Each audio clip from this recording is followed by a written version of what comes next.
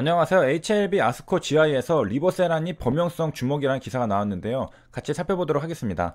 저번 시간에 봤었던 것들을 간단하게 복습을 해보자면은 가장 먼저 우리가 주목했었던 게 리얼월드 데이터였습니다. 항서제약이 아파티닙을 시판하면서 나온 데이터들 1000명을 대상으로 했고 분석이 가능한 게 900명이었습니다. 그 중에서 CR이 35명이 발생을 했던 것이고요. 완전 관해율을 계산하면 3.9%가 나옵니다.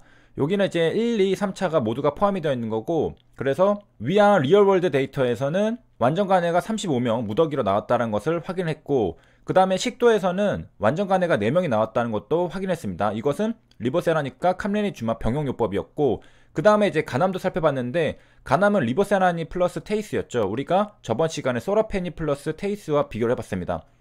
리보세라닙은 6개월 OS가 82.6%가 나왔는데 소라페니 플러스 테이스는 이보다 낮았다는 것을 확인했죠. 물론 직접 비교는 할 수가 없습니다. 간접 비교로 알아봤고, 그 다음에 이번 시간에 살펴볼 것은 여기에 있는 HR 0.38입니다. 비교는 리보세라니 플러스 캄레니주마비랑 간동맥 주입화학요법이랑 비교를 했는데 HR이 0.38로 매우 유의미한 결과가 도출됐다라고 나왔습니다.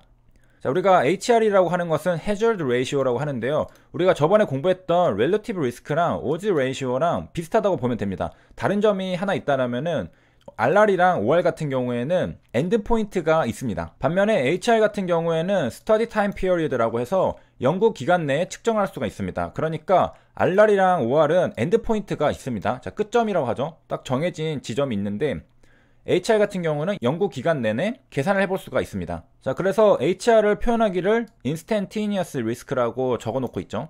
자, 즉각적인, 순간적이라는 뜻인데 여기 보면은 데피니션을 보면은 리미트가 나오는 것을 볼 수가 있겠습니다.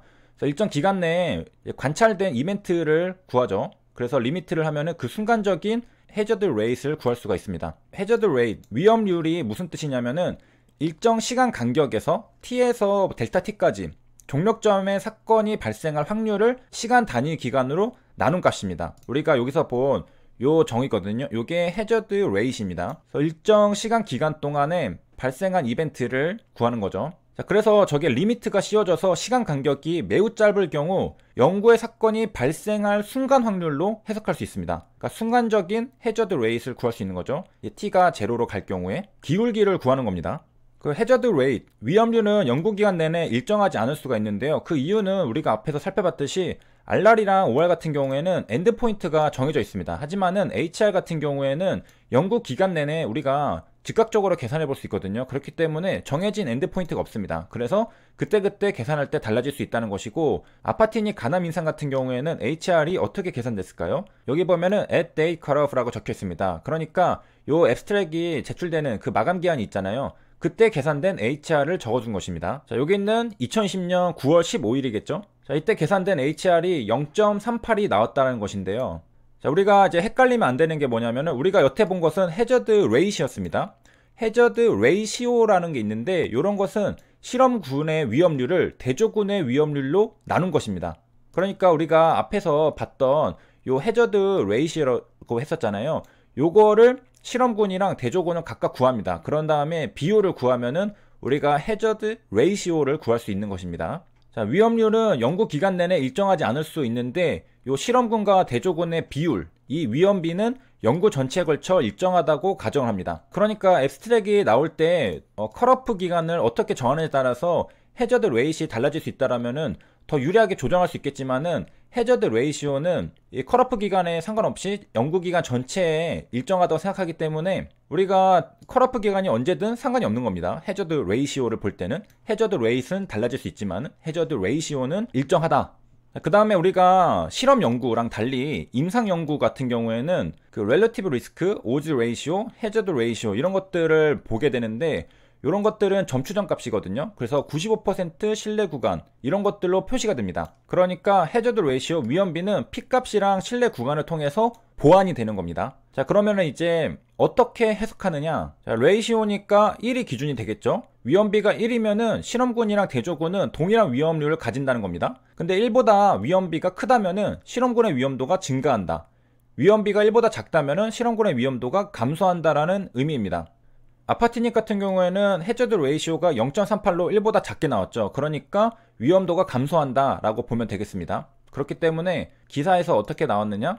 리보세라니까 캄레니주마 병용이 HR 값이 0.38로 매우 유의미한 결과가 도출됐다라고 쓰고 있습니다. 그 다음에 우리가 아까 봤던 요 부분 인스턴테니어스 리스크랑 엔드포인트가 정해져 있다는 것에서도 이제 해석의 차이가 있는데, 앞에서 비교 위험도 렐러티브 리스크나 오즈 레이시오, 오즈비 같은 경우에는 연구가 종료된 시점에서 각 그룹에서 결과가 달성된 대상군의 비율을 비교하는 건데요. 요 위험비, 해저드 레이시오 같은 경우에는 전체 연구 기간 내내 실험군과 대조군을 비교하는 겁니다. 그리고 이게 가능한 이유는 연구 전체에 걸쳐서 위험비는 일정하다고 가정하는 겁니다. 그러니까 우리가 해저드 레이트 같은 경우에는 언제든지 계산할 수가 있습니다. 연구 기간 내내 계산할 수 있고 그 레이시오도 구할 수 있는데, 이 레이시오는 연구 기간 내내 일정하다. 그러니까 엔드포인트가 정해져 있지 않다는 거죠. 그렇기 때문에 이것을 해석하는 데는 조금 다르다는 거죠. 위험도나 오즈비 같은 경우에는 연구가 종료된 시점에 계산이 된다면은, 해저드 레이시오 같은 경우에는 종료가 되지 않아도 그 가는 중간에도 언제든지 계산될 수 있다는 뜻입니다. 자, 그래서 위험률은 해저드 레이트, 위험비는 해저드 레이시오, 이런 것들은 이제 서바이벌 데이터와 관련한 임상 시험에서 결과를 나타낼 때 사용된다고 하는데, HLB가 사용됐던 게 요 해저드 레이시오였죠. 자, 근데 우리가 주의해야 될 점은 요게 점추정이기 때문에 P값이랑 CI를 통해서 보완이 된다고 했습니다. 자, 여기 보면은 이제 95% 수준에서 CI가 0.11에서 1.20입니다. 그런데 이것은 레이시오 비율이기 때문에 CI가 1이 포함되면 통계적 유의미성이 없게 되는데, 그래서 P값도 0.05보다 높게 나왔죠. 자, 그런데 그 뉴스 기사에서는 HR 값이 0.48로 매우 유의미한 결과가 도출됐다라고 표현을 하고 있습니다. 자, 제가 틀리고 기사가 맞겠죠. 자, 그리고 이제 해저드 레이시오는 사망 확률로도 많이 쓰이는데요. 이럴 경우에는 높을수록 안 좋은 겁니다. 그래서 만약에 해저드 레이시오가 2가 나왔다라는 것은 죽을 확률이 2배 높다, 컴패리슨 그룹보다 2배 높다라고 해석하는 겁니다. 자, 이런 식으로 이제 해저드 레이시오를 또 사용하고, 우리가 렐러티브 리스크랑 오즈 레이시오를 공부하면서 굉장히 이제 많이 나오고 있는데, 조금 더 알려드릴 게 있는데요. 프로스펙티브랑 리트로스펙티브를 제가 구분해서 말했었잖아요.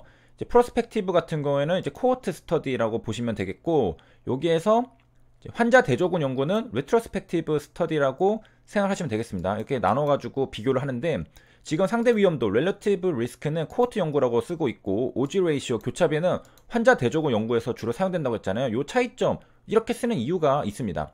여기 코호트 스터디 같은 경우에는 미리 여러 위험 인자들을 조사해 놓고 장기간 추적을 합니다. 그래가지고 실제로 질병이 발생하는 것을 전향적 시간의 순서대로 프로스펙티브하게 추적 조사하는 연구가 코호트 스터디입니다. 그러니까 한마디로 특정 요인에 노출된 집단과 노출되지 않은 집단을 구별해 놓고 추적해가지고 질병 발생을 비교하는 겁니다. 그래가지고 이 요인과 질병 발생 관계를 조사하는 연구 방법이 여기서 나오는 코호트 스터디라고 하는데, 이 코호트 스터디가 바로 렐러티브 리스크, 왜냐하면 전체 노출 집단 분의 질병 발생 집단을 구할 수 있죠. 노출되지 않은 전체 집단 중에 질병이 발생한 집단을 비교할 수 있죠. 자, 근데 반면에 오즈 레이시오, 환자 대조군 연구, 케이스 컨트롤 스터디 같은 경우에는 이미 질병을 갖고 있는 환자군을 구별한 다음에 거꾸로 이제 과거로 가서 위험인자를 가진 것들을 후향적으로 조사합니다. 그러니까 현재에서 과거로 가는 겁니다. 그러니까 현재 시점에서 질병을 갖고 있는 환자군이랑 질병이 없는 대조군을 모집한 다음에 거꾸로 가서 위험 요소들을 확인해 본다는 거죠. 그래서 질병 발생과 위험인자의 연관성을 조사하는 연구입니다. 이런 경우에는 전체 노출 집단 구할 수 없겠죠. 그렇기 때문에 오즈 레이시오를 구하게 되고요. 그렇기 때문에 렐러티브 리스크는 코호트 연구에 사용되고, 오즈 레이시오 같은 경우에는 케이스 컨트롤, 환자 대조군 연구에서 주로 사용됩니다. 자, 이상으로 HLB가 아스코 GI에서 리보세라닌 범용성의 주목 기사를 살펴봤습니다. 굉장히 좋은 결과들이 많이 나왔습니다. 특히 완전 간해가 뭐 35명, 4명 해서 굉장히 많이 나오고 있는 것을 확인할 수 있겠습니다. 여기까지 시청해주셔서 감사합니다.